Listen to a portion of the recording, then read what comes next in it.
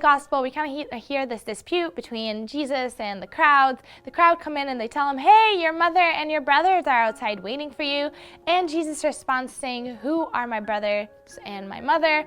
And he says, you are the people who do the will of my Father. Those are my mother, my brothers, and my sisters. And then, so we get this is what's kind of going on, and a lot of people kind of use this to say Jesus isn't honoring his mother. That's the first argument. They say, okay, then we shouldn't honor her either. The second argument that they make is that he has brothers. So let's tackle the first one first. So is Jesus not honoring his mother? No, very incorrect. See, think about it this way. He says something very specific. He says, who is my mother? Who are my brothers and my mother? They are the ones that do the will of my Father. Do you remember at the beginning of the Gospels where Mary says, here I am, the handmaid of the Lord, let it be done to me according to his will? Who's Mary? Mary is the one that did the will of the Father. So Jesus isn't saying, oh, well, she's not my mother. I don't care about her. You shouldn't care about her either. No. He is actually saying, use her as an example. Who's my brother? Who are my brothers? Who is my mother? They're the ones that do the will of my Father. Probably she is the perfect example. Apart from Jesus, Mary is the perfect example of that. So that argument that Jesus isn't honoring his mother in other places as well, that's not true.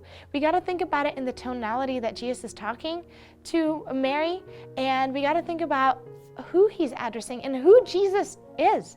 If God is love, if Jesus is love, then there is no way that he would not love his own mother. That's just ridiculous, okay? So as for us, we have to love Mary as well. Mary's she's amazing. The more you talk to her, the more you'll love her son. That's what she does. Mary takes you and she'll take you straight to Jesus. That's always the case. Now, the second argument says that Jesus had brothers.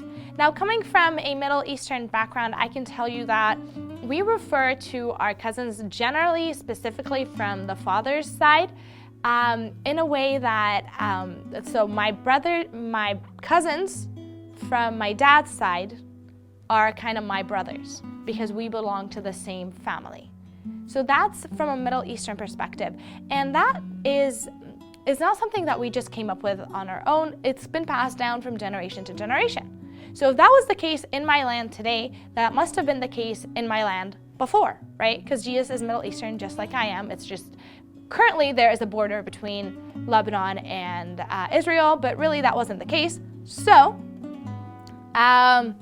if that's what we need to know, then just keep that in mind. It's actually traditional. We call cousins brothers and sisters, specifically those from the father's side.